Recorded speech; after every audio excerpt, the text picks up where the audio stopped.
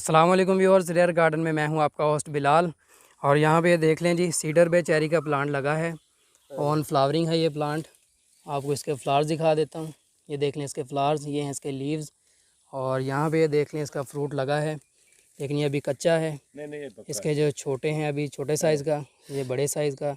और यहाँ पे देख लें जी, फ्रूट पका है रेड कलर का। इधर भी है, ये देख लें जी, एक मिनट। ये देख लें जी, जो भी पके हैं वो तोड़ रहे हैं।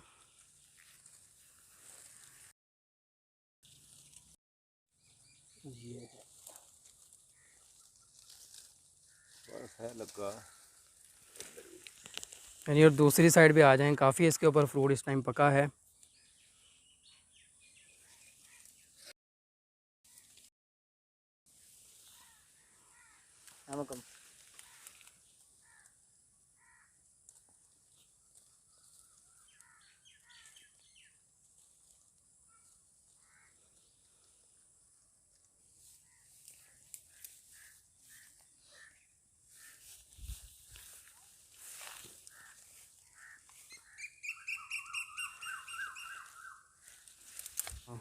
ये देख लीजिए सीडर पे ये हमें मिली हैं सारी, और ये है जी इसका सीड।